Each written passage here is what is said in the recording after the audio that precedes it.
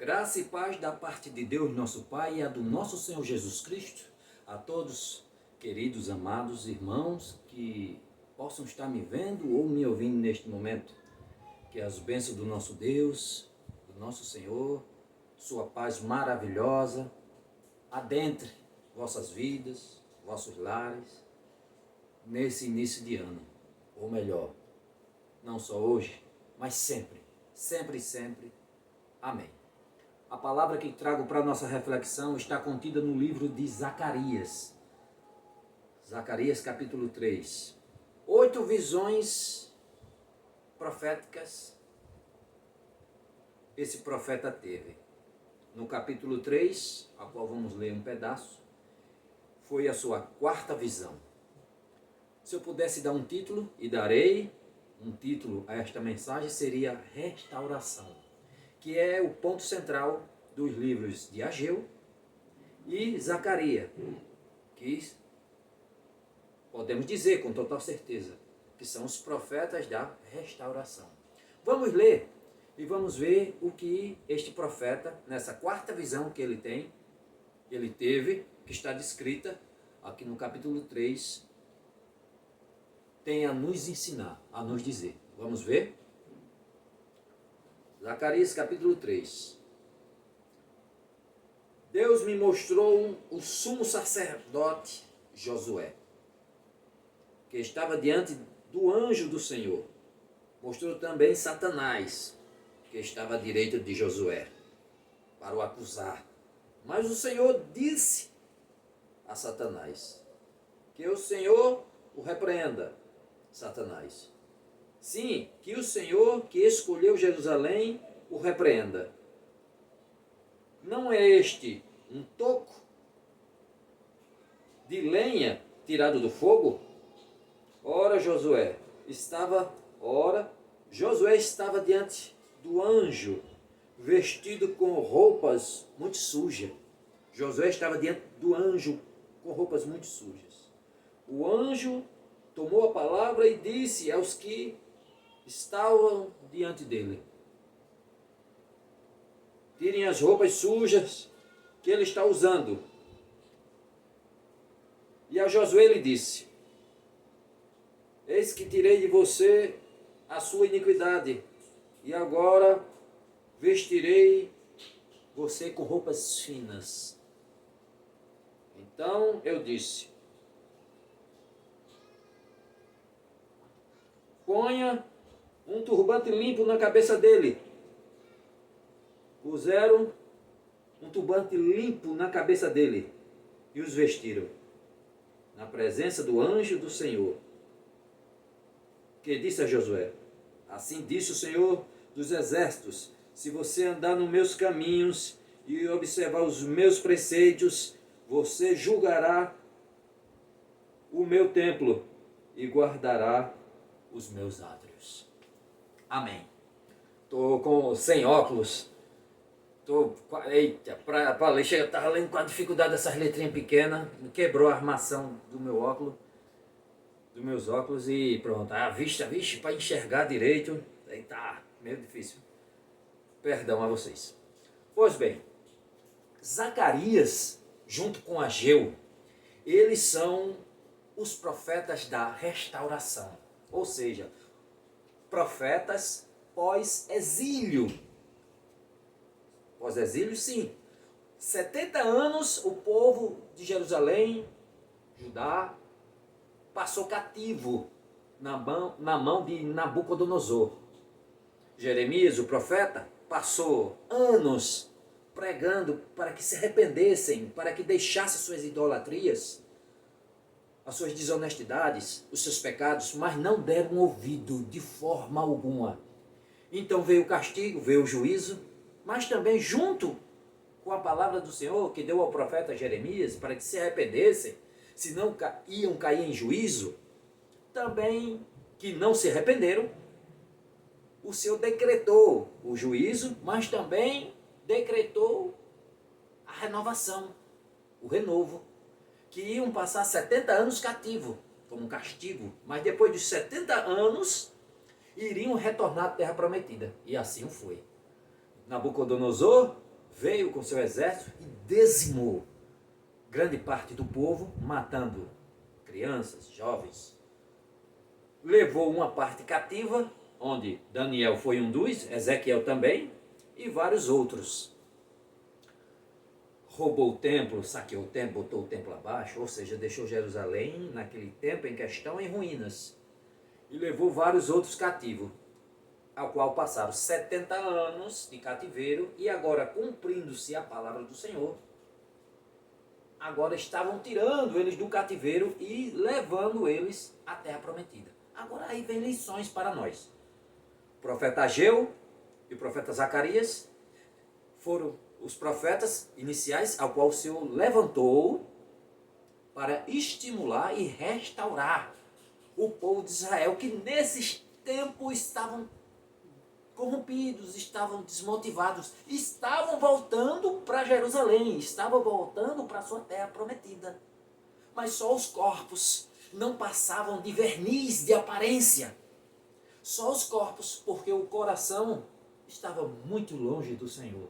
É como muitos hoje, que se dizem cristãos, vão para a igreja aos domingos, alguns só aos domingos, outros frequentam até algumas vezes, uma vez na semana, e acham porque vão à igreja, alguns, ou muitos, acham que são cristãos por isso. Porque dão dízimo, porque dão oferta, dão ao dízimo, dão oferta, glórias a Deus, aleluia.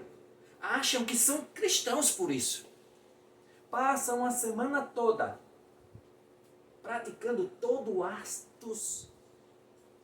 ato de ilicitude. Vemos o comportamento deles, muitos o que veem na televisão, o que veem no celular, o seu comportamento, o seu testemunho no seio familiar, no trabalho, no cotidiano, são péssimos, são piores do que muitas vezes crentes. Mas se acham, os seus comportamentos são piores do que muitas pessoas do mundo que não andam em igreja.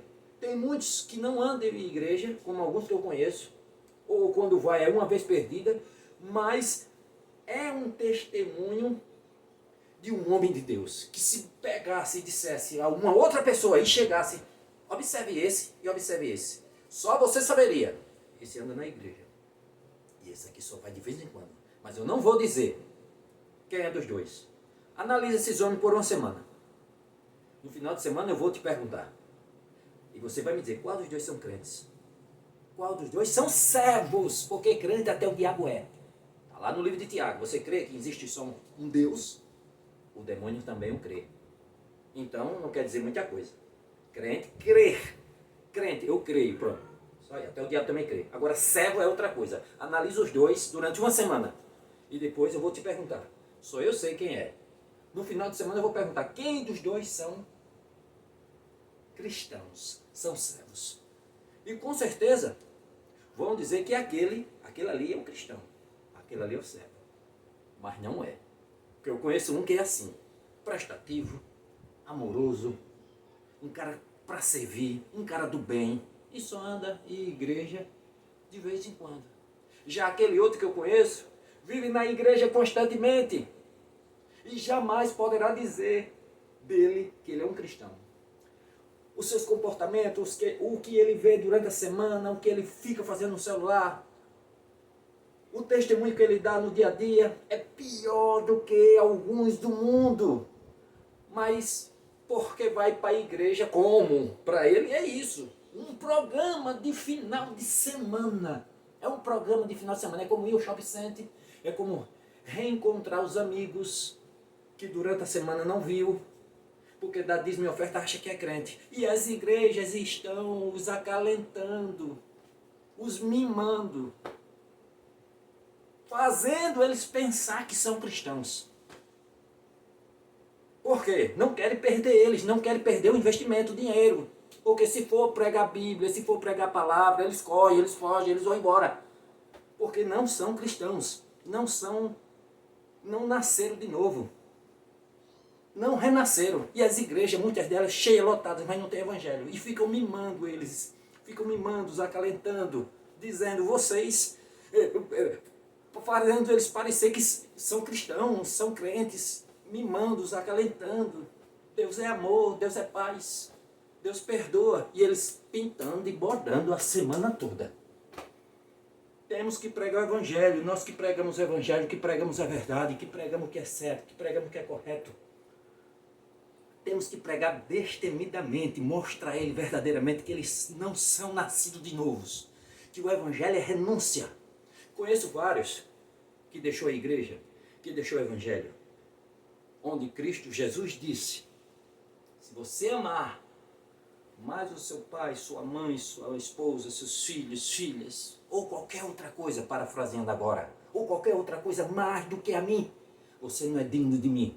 E muitos que eu conheço têm deixado Jesus para lá. Ele não passa de um programa de fim de semana. Ah, mas eu não preciso de igreja, Jesus está todo dia comigo. É mesmo? E quando para olhar o seu comportamento, qual é? Você não tem tempo de ir para a igreja meio de semana por causa do trabalho, mas você tem tempo de ir para uma academia. Você tem tempo de fazer aquilo, você tem tempo de fazer aquilo outro. Mas para congregar, você não tem tempo. E muitas outras coisas. E coisas a mais. Cada dia a gente vê mais escândalos. Só reparar e olhar nas páginas da internet. É escândalos e mais escândalos, cada vez mais. Vi agora um relato de um pastor dizendo, rapaz, eu conheço pastores aí. Eu conheço pastores que são viciados em cocaína. E aí? Pastores viciados em cocaína. E muitos outros vícios. E eu vejo as pessoas clamando por avivamentos, fazendo movimentos por avivamentos. Como o Senhor vai derramar o seu Santo Espírito em uma igreja contaminada, em uma igreja com roupas sujas, com vestes sujas. Trazendo agora para o texto novamente, Zacarias e Ageu, profetas da restauração pós-exílio. Ageu já era idoso nesse tempo aqui. Zacarias mais jovem. Se você ler o livro de Ageu, você verá que Ageu é menor do que Zacarias. Zacarias, entre os profetas menores, entre os 12 profetas menores, ele é o maior, com 14 capítulos e 211 versículos. Já em contrapartida, veja o de Abacuque. Abacuque só 3 capítulos, veja só. Mas, dando um ressalte aqui, quando a gente fala profeta menor, o que quer dizer? Porque ele tem menos valor? Não, ele não tem menos valor. É questão de escrita, ele tem menos conteúdo. Por exemplo, profetas maiores. Jeremias, Ezequiel, Isaías, Jeremias, Ezequiel, profetas maiores. Por quê? Porque tem muitos escritos, tem muitos capítulos, muitos versículos. Tem uma quantidade de material vasto. Já os menores têm poucas coisas. Veja só, Abacuque, né? 3 capítulos, né? E outros. Agora, Zacarias, entre os 12 profetas menores, ele é o maior, com 14 capítulos e 211 versículos. É o mais enigmático, é o mais apocalíptico, é o mais escatológico. Talvez, depois de Isaías, o mais messiânico. Muitos gostam de usar Daniel em parceria com o Apocalipse para decifrar certas coisas. É um estudo paralelo. Mas Zacarias é de extrema importância, cheio de expressões e de profecias detalhadas do Messias. Pois bem, tanto Zacarias como Ageu, voltando a dizer, ressaltando aqui, eles foram profetas da restauração. O povo estava retornando do cativeiro babilônico, a qual o Senhor já tinha profetizado, mas eles estavam voltando só a casca, o pó, como muitos crentes. Não passam de verniz, não passam de aparência. Eles estavam voltando para a terra, mas o coração estava bem distante do Senhor. Eles veio trazendo na bagagem vários costumes, até o linguajar dos caldeus, o aramaico. Se você vê no livro de Neemias, Esdras, você vê ali o contexto, como é que eles estavam vindo. Perderam até o linguajar, a língua hebraica. Eles tinham, grande parte deles tinham aderido pelo o dialeto, a língua aramaica, até porque estavam vivendo ali no meio daquele povo. E grande parte deles aderiram a esse linguajar. Muitos morreram ali, outros nasceram e perderam o costume. Casaram-se com mulheres estrangeiras, a qual o Senhor não deu permissão para casar. Tiveram filhos com ela. Tudo daquela língua aramaica. tudo daquelas línguas. E vários outros costumes. Voltaram para Jerusalém, só o corpo, porque o espírito estava bem longe do Senhor, como muitos hoje. Acha porque vai para a igreja é cristão, é só a casca. O espírito está bem longe de Deus. Você vê pelos atos, os comportamentos, os costumes no dia a dia, os escândalos que a internet está cheia. E você olha e observa a mesma coisa deles, estavam voltando, mas o espiritual estava morto. Estavam muito distante de Deus. Aí é chamado Ageu e Zacarias para pregar para eles, para os restaurar. Ageu voltado mais para a reconstrução do templo, estimulando-os para a reconstrução do templo. Já Zacarias, você observa que ele já trabalha mais, o apelo dele é mais para restauração espiritual. Nesse capítulo 3, onde lemos, na parte de Josué, que ele lê do sumo sacerdote Josué, veja só, ali você vê o acusado, o advogado e o acusador. Satanás está do lado dele. Satanás nos observa, analisa nossos pontos fracos para derrubar. Qualquer um de nós, eu, você, qualquer um, nós temos ponto fraco, nós temos aquele que nós chamamos, que o Paulo tinha, um espinho na carne, que é difícil de sair. E se a gente não dominar, e é difícil, porque cada um de nós, não adianta dizer, não existe super crente. Nós somos fracos, nós somos falhos, nós perdemos o domínio de certas situações nossas, desde quando nossos pais, lá no Éden, pecaram, a partir daí condenou toda a geração. E todos nós viemos agora de uma forma defeituosa. Não tem como uma forma defeituosa se tornar perfeita. Não aqui nessa terra. E nós temos nossas fraquezas. E é uma luta tremenda. Para um homem de Deus, para uma mulher de Deus, para uma pessoa que quer agradar a Deus, é difícil porque nós temos nossas fraquezas e o inimigo está aqui ó, todo o tempo. Ó. Ele sabe o teu ponto fraco e joga a casca de banana em cima dessa fraqueza para te derrubar, dia após dia, esbofetear a tua cara. Olha só, não é um tição, dependendo da tradução que se use, retirado do fogo, ou seja, ó, representa o quê? Uma pessoa sem valor. Uma que já estava completamente fadada à destruição, a desaparecer. Mas o Senhor, pela sua palavra, não, vou restaurar, o escolheu. E pela sua palavra vou restaurar. E o advogado, o anjo do Senhor, não, esse aí foi escolhido. Satanás pode acusar, pode fazer o que for, mas quando Deus coloca a mão no crente, no servo de Deus, na serva de Deus, amorosa, fiel, o inimigo vem para derrubar, porque ele sabe que nós somos fracos, temos nossas fraquezas. Mas Deus sabe, um coração contrito, um coração que se humilha, um coração que chora, um coração que derrama lágrimas, quando cai e quando tomba. É diferente do pecadeiro, do pecador, que não tem Cristo, que não tem o Espírito Santo, não tem o Espírito Santo com ele.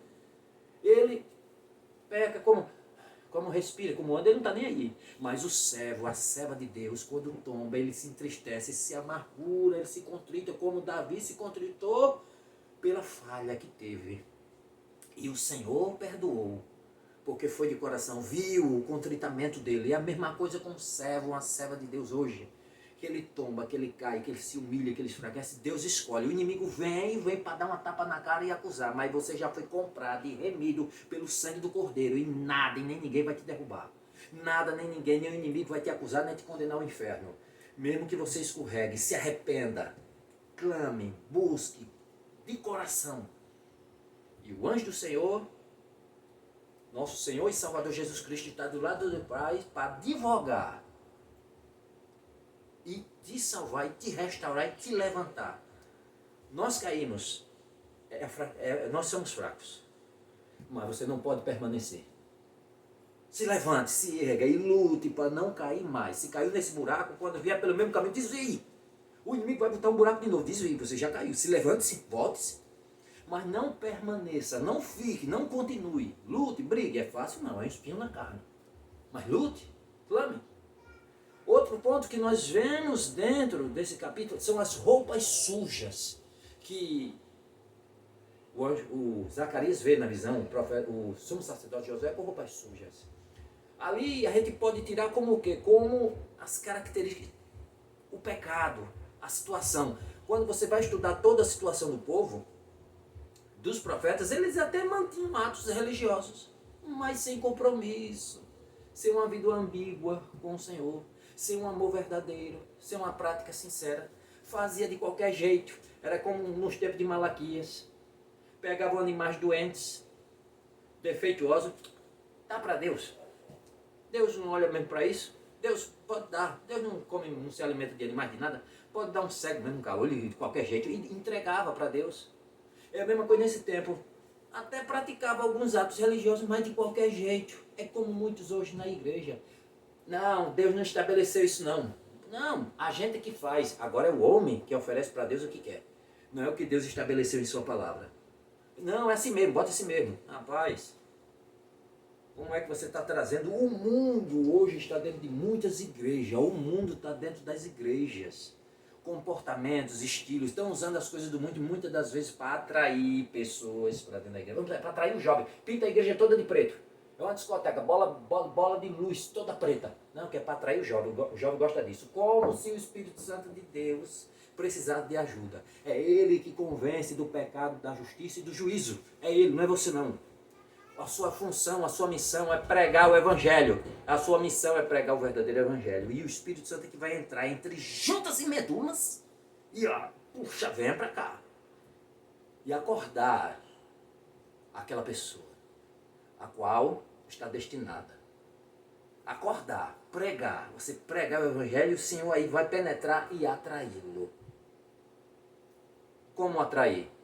Como fazer a pessoa crer se não tem quem pregue? É a sua missão pregar. Não é estar usando modinha do mundo, ou apetrechos do mundo, ou estilos musicais do mundo, profano, para oferecer a Deus.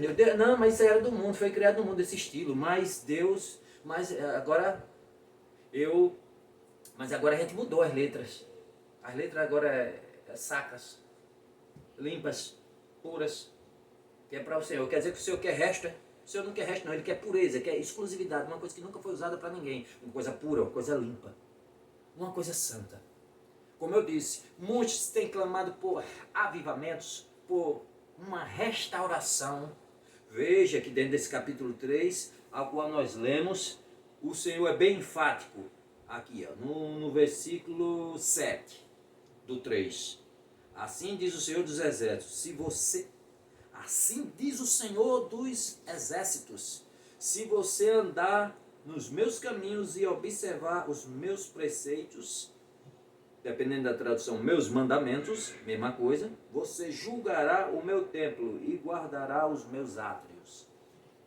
Ou seja, para todos nós, quer um avivamento, quer uma restauração, eu tenho que me despojar da minha sujeira, da minha imundície, lutar contra a minha carne, despojar dos meus antigos costumes, do meu pecado, me limpar, me alvejar completamente para que o Senhor possa me dar uma nova roupa, uma roupa limpa, o seu Santo Espírito sobre mim, e me purificar e me limpar, e seguir os seus mandamentos, e seguir os seus preceitos, porque assim disse o Senhor Jesus: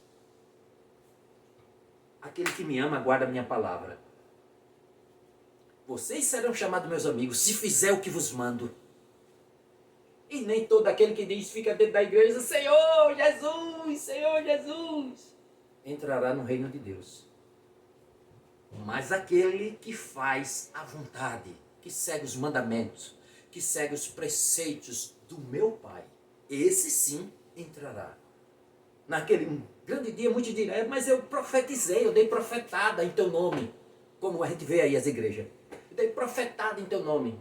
Fala profecias que não se cumprem. Eu dei profetada em teu nome, eu curei, eu expulsei demônios em teu nome. Eu nunca vos conheci. Lhes direi, olha o que Jesus disse, lhes direi na cara, eu nunca vos conheci. E aí, é forte, não é? É muito forte. E falou bem, você profetizou em nome de Jesus, você curou em nome de Jesus, não foi você, foi o nome de Jesus, que é um remédio, é um antídoto contra o mal, contra o pecado, contra os demônios. O nome dele é um remédio, é um antídoto, é a cura, é a vacina. E ele curou. e ele cura, ele expulsa, ele limpa, ele purifica. Aí sim, mas você não. Apartai-vos de mim, vós que pratica a iniquidade, pois nunca vos conheci. E aí? Se a gente quer restauração, se a gente quer renovo, se a gente quer purificação, se a gente quer nos restaurar, temos que seguir os preceitos, os mandamentos de Deus, temos que respirar, inalar, amar Jesus, colocar Ele acima de todas as coisas. Eita, eu só tenho um tempo para me dedicar a Deus. Eu queria fazer uma academia, eu quero fazer alguma outra coisa. Eu tenho que cuidar da minha saúde, eu tenho que isso, aquilo, outro. Mas o tempo que eu tenho só é um. E agora, se eu fizer isso, eu não vou para a igreja. Eu não vou fazer a obra do Senhor. Então deixa isso para lá, que eu morra. O crente não morre, o crente vai para a glória. Então vou me dedicar a Deus. Se eu tiver tempo para as duas coisas, achar um tempinho para me cuidar. Se eu tiver tempo de ir para uma academia, se eu tiver tempo de ir para uma coisa, aí eu vou. Vou, e o tempo do Senhor está aqui. O tempo principal dele, a pregação do Evangelho. Está aqui. E isso, eu tenho um espaço, né? Eu tenho um espaço, aí eu faço.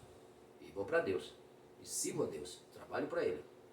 Tem um espaçozinho, um tempozinho vago, aí eu faço essas outras coisas. Mas eu não tenho. O meu tempo é muito corrido. O tempo que eu tenho, se eu for, eu deixo de servir a Deus. Se eu for, eu deixo de pregar o Evangelho. Eu deixo de trabalhar na obra. Eu deixo de trabalhar para Deus. Não precisa estar na igreja não, se não quiser. Mas que você trabalhe para Deus de alguma forma. Não estou dizendo com isso que é para sair da igreja, não. Mas, pregue na rua. Pega uma caixa de som, vai pregar na rua. Vai pregar o Evangelho na rua, então. Mas que de forma nenhuma você, como servo de Deus, como alguns que eu conheço, como servo de Deus, pode deixar a obra do Senhor para segundo plano.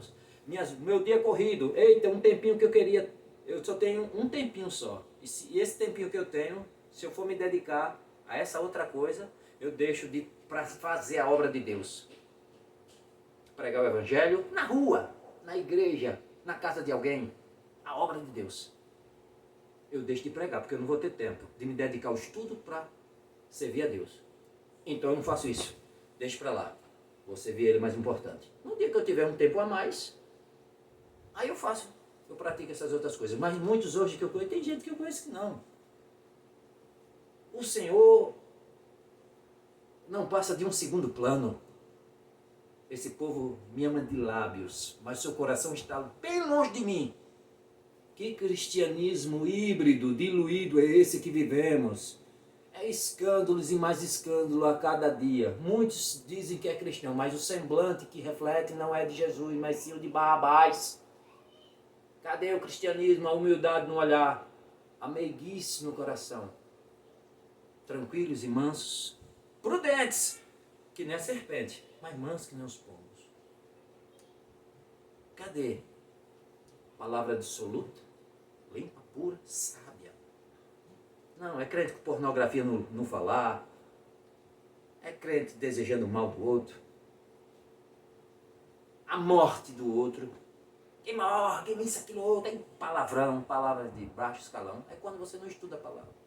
É quando ela não entra junto em medulas. E você é absorvido pelo ambiente.